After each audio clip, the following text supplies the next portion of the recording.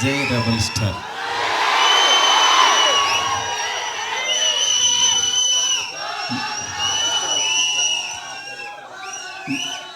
చాలాసార్లు చాలామంది అడిగేవాళ్ళు, కానీ నిజంగా అంటే మాటలు రాని సందర్భం అంటారే, అలా ఉంది ఇప్పుడు పరిస్థితి. ఫస్ట్ ఆఫ్ ఆల్ మనకి గెస్ట్లు వచ్చారు, national media. Thank you so much sir for being here. Welcome to Hyderabad sir. Please have nice food and please take our hospitality. Thank you so much sir. Telugu, Tamil and Kannada everyone. Telugu media గురించి చెప్పక్కర్లేదు. నా first beginning journey నుంచి నాతో పాటు నా family members లాగా నన్ను మందలిస్తూ, నా చేత మంచి సినిమాలు తీయిస్తూ, నన్ను నడిపిస్తూ ముందుకు తీసుకెళ్తున్నారు నా తెలుగు మీడియా మిత్రులందరూ. వాళ్ళందరికీ కూడా థ్యాంక్స్ అని చిన్న మాటతో చెప్పలేను. ఎందుకంటే ఒకళ్ళని ప్రత్యేకం కాదు, నాకు పరిచయం ఉన్న ప్రతి ఒక్కళ్ళు నేను మంచి సినిమా తీయాలని తాపత్రయపడ్డారు. వాళ్ళందరికీ కూడా పేరున చాలా చాలా చాలా థ్యాంక్స్. నెక్స్ట్ డైలాగ్ లేము, అదే నేను మా ఎస్కేన్ అంతా చించుకోలేను, కానీ బట్ నా ఎమోషన్ అంతా లోపల ఉంటుంది. నా ఇదంతా నేను అంటే ఫస్ట్ ఈ జర్నీ ఒక చిన్న మాటతో చెప్పాలి. ఒకరోజు వచ్చి యువి వంశీ, డార్లింగ్ ప్రభాస్తో సినిమా చేస్తావా అన్నాడు. అదే డార్లింగ్ నేను గోపీచంద్తో చేస్తున్నాను, ప్రభాస్తో అడుగుతున్నాను, ఎందుకు చేయను, అలాంటి ఆపర్చునిటీ వస్తే అన్నాను. సరే రేపు ప్రభాస్ బాంబే రమ్మన్నాడు, ఒకసారి వెళ్ళి కలవను అనేసరికి ఆయనకి ఫోన్ చేస్తే టక్మని వెంటనే వెళ్ళాను. వెళ్ళిన తర్వాత చాలా బాగా ఆయనతో అంటే అసలు ఆయన చూడటం అనేదే ఒక గాడ్ని కలిసినంత ఒక ఆనందం ఉంది. అంటే అలాంటి నిజంగా ఆయన కలవడం అంటే ఒక ఆ ఎగ్జైట్మెంట్ ఇది. వెళ్ళిన తర్వాత నేను మాట్లాడే విధానం, ఇంకా ఆయన మనం ట్రావెల్ అవ్వాలనేది, అంటే ఆయన ప్రేమ కథ చిత్రానికి భలే మగాడు వైకి ఆయన చాలా పిచ్చ ఇదనమాట. నాకు అలాంటి సినిమా ఒకటి చేయాలందండి సరదాగా అన్నారు ఆయన. అని అంటే అయ్యో తప్పకుండానండి అని చెప్తే అండి అనద్దు డార్లింగ్ అని పిలువ అన్నాడు.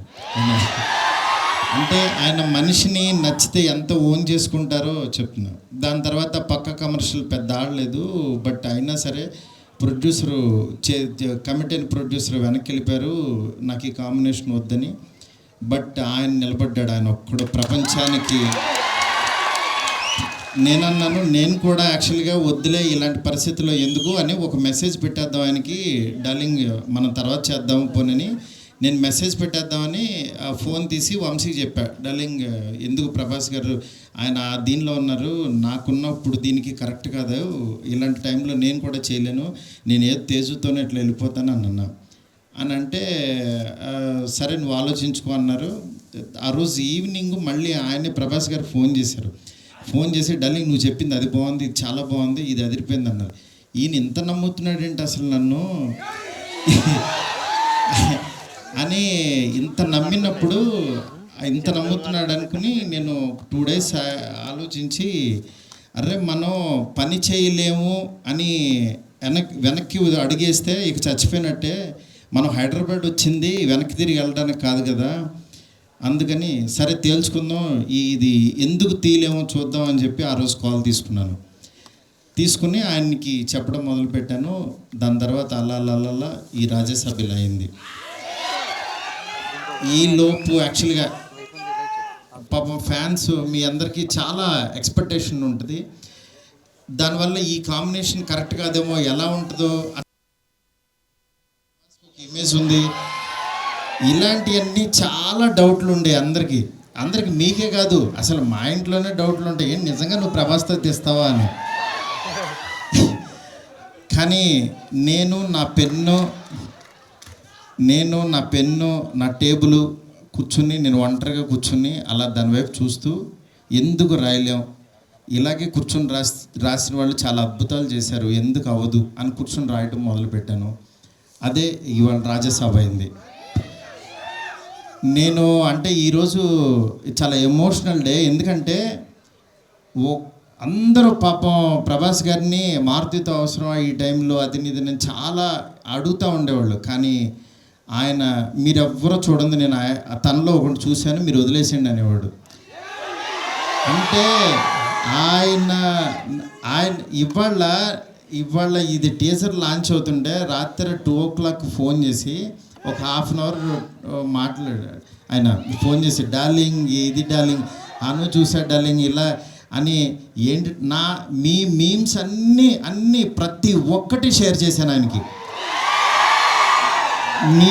మీరు ఒకసారి ఆయన క్యాప్ పెట్టుకుని వెళ్తే రెబల్ గాడ్ పొద్దున్నే లెక్కగానే రెబల్ గాడ్ని చూపించారు, చాలా థ్యాంక్స్ అని ఎవరో పెడితే ఆ లుక్ ఆయనకి షేర్ చేసి చూపించాను. ఎందుకంటే మీ ప్రతి ఒక్కటి నాకు ఎస్కేని వస్తుంది, ఎస్కేన్ దగ్గర నుంచి నాకు వస్తుంది, నేను ఆయనకి చూపిస్తా. ఇది ఒక ప్రాసెస్ అన్నమాట మాది.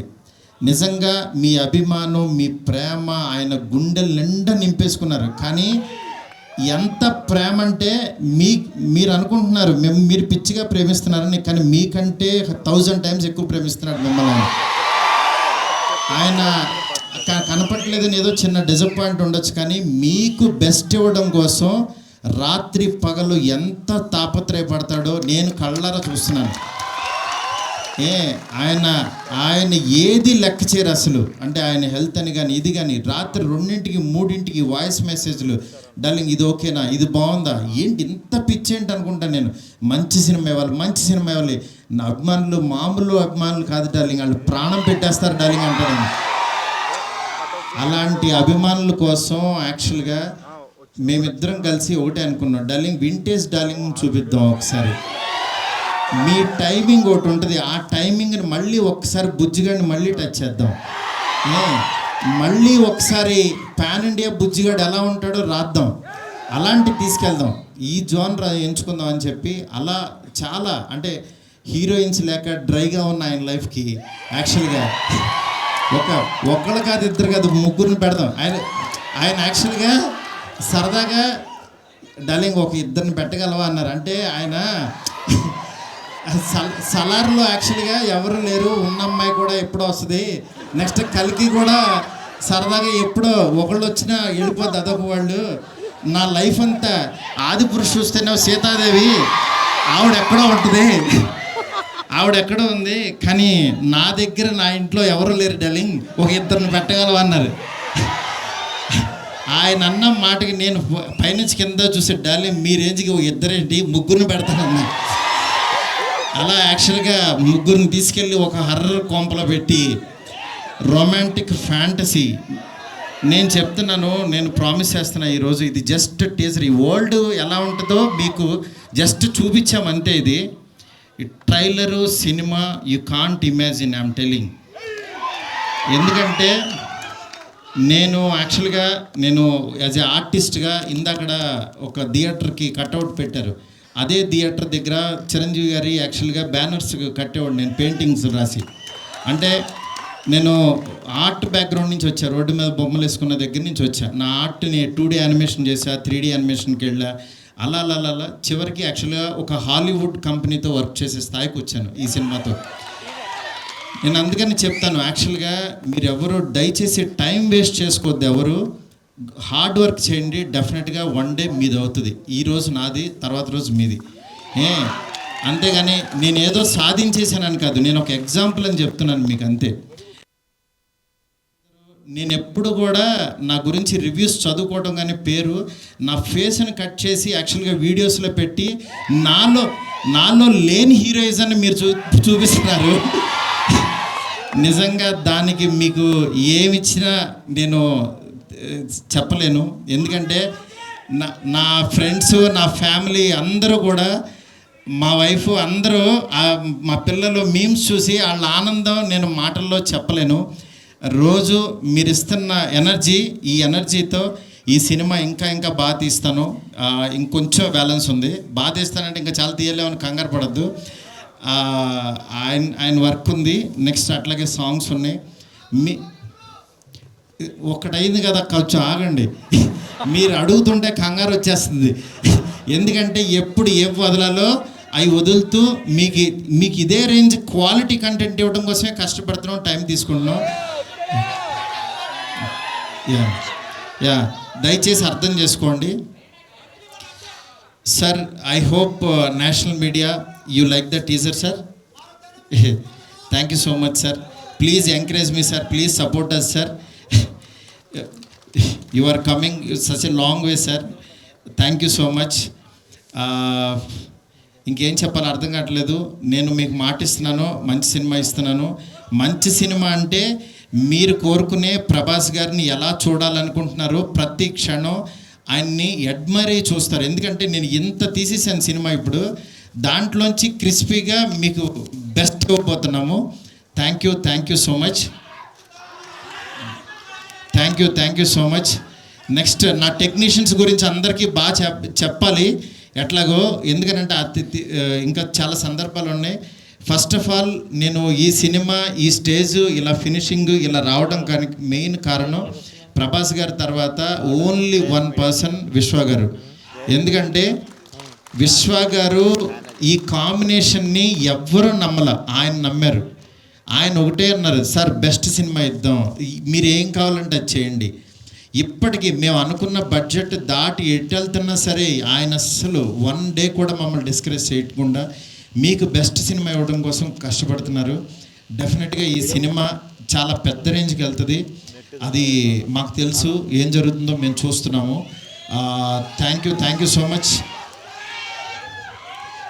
ఓకే, మా డిఓపి కార్తిక్కి, అట్లాగే మా రాజీవన్ సార్కి, మా ఫ్రెండ్ ఎస్కేఎన్కి, నా లెఫ్ట్ హ్యాండ్ రైట్ హ్యాండ్ అన్నీ, అట్లాగే మా శ్రేయస్ మీడియా ఫ్రెండ్స్కి, శ్యామ్కి, సుజిత్కి, ఇట్లా ప్రతి ఒక్కరికి, మా మీడియా ఫ్రెండ్స్ వంశీ కాక అందరికీ కూడా చాలా చాలా చాలా థ్యాంక్స్. అట్లాగే ఇక్కడికి వచ్చిన తెలుగు మీడియా మూర్తి గారికి, నెక్స్ట్ నిశాంత్ గారు, అన్వర్, ఇట్లా జీవి గారు, ప్రతి ఒక్కళ్ళు, సురేష్ కొండరెడ్డి, చాలా చాలా థ్యాంక్స్ అండి. Thank you so much. Bye.